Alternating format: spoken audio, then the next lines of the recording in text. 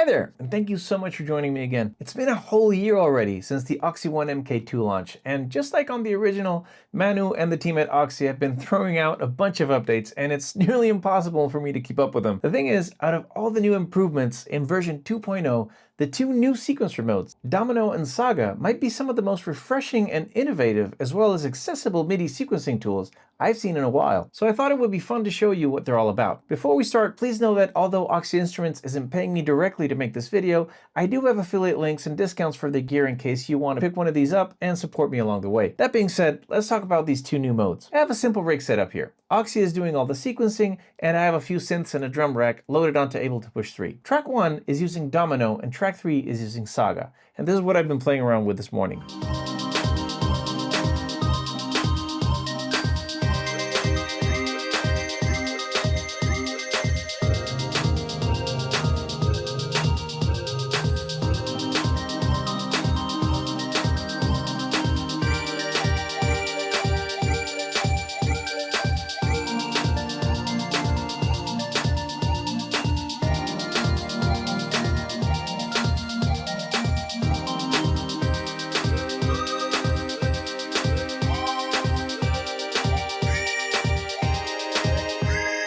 So let me explain a bit of what's going on here. Track 2 has a chord progression, which is acting as a master scale for my other tracks. These other two tracks, 1 and 3, are harmonized to that scale. If I press preview here, I get a selection of chords. And in this top row, I have saved the chords that I wanted for my song. Now, something that's pretty new and interesting is this new chord palette, which is a dynamic buffet of chords that OXI offers up as suggestions to where your progression can go next. The way this works is that you press down a chord, and now all of these rows in the bottom will give you suggested chords for the next step.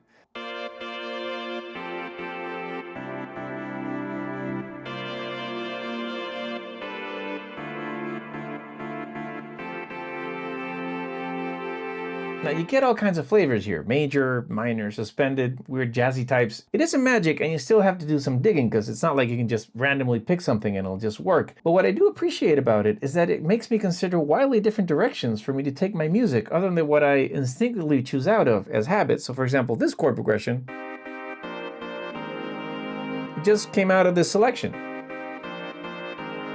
It wasn't something that I came up with. So we have our chord progression. What is Domino doing? Now, Domino is a mode where the notes and the triggers are separated. In a traditional sequencer, like the mono mode on OXI, each note and trigger are both bound to the same step. So if step 1 and 3 are lit up, you get a note and a gate trigger, as such. In Domino, triggers and notes get their own sequencers. Imagine like two different sequencers running in tandem into the same synth. Now the first 2 rows up here will be note information as pitch, while the next 4 rows are going to be triggers or gates. Below that you have a 2-octave keyboard, octave up and down, and velocity here selection. You have 6 levels of velocity. So for example, I've set up these notes over here. Nothing's happening. Why? Because there aren't any triggers. But if I just have this one, it'll be 1 step, 1 trigger. Instead, if I make the gate sequencer a bit longer and I just activate, every other step, this is what happens.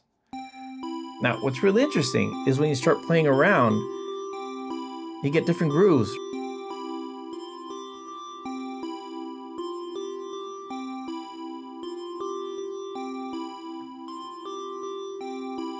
So if I play around with the gates and triggers, I can come up with different ways, rhythms, playing the same notes.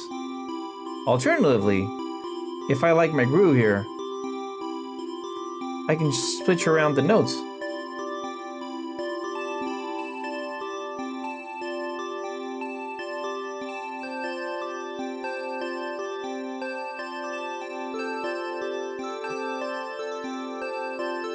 It's really fun to mess around with, and it becomes surprisingly intuitive after a little while. Also, both in Domino and Saga mode, you still get all the per step options you get in the other sequencers on the OXI. So you can apply accumulators, repetitions, trick additions, you name it. So something like this, let's start messing around with it.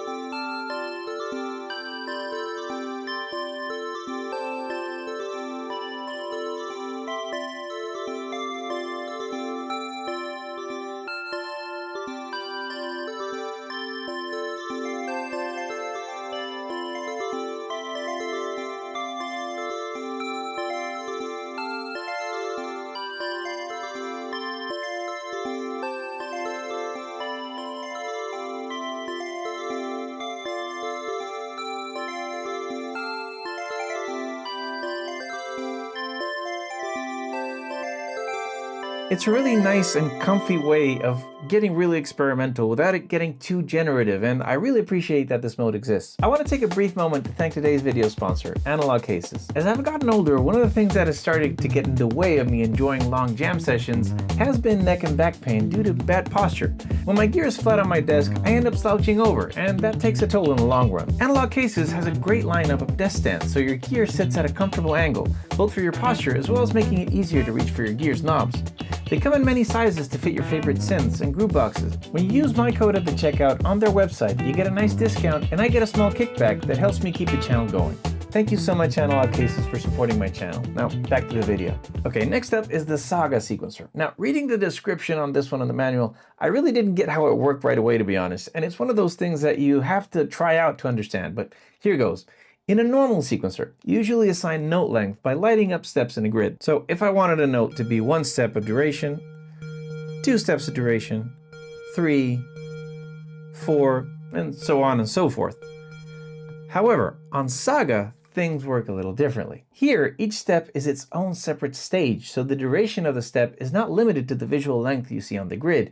You assign the note and then the length in the menu, and by playing around with these durations, you can make sequences that never repeat quite in the same way, or you can calculate these durations to fit nicely into a repeating pattern. So for example, this first note has a duration of 2, this other, again 2, duration of 6, a duration of 2.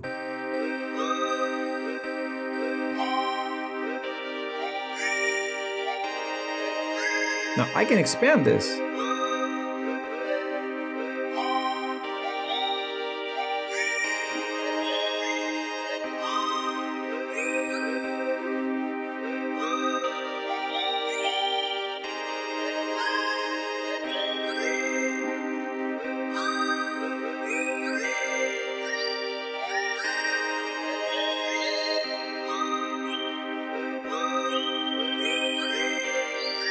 And of course, I can start getting weird with it.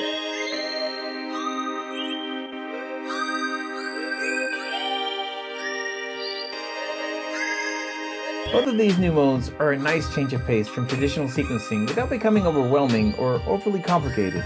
And I'm really glad that OXI included these new modes for those of us who aren't smart enough to really understand matricial mode. Sorry, I really tried with that one. Anyway, if you're an OXI 1 owner, be sure to check this out. If you're not, this might be the right time to get one. As always, thank you so much for watching. I hope you found this video useful or at least entertaining. Have a great week. I will see you next time.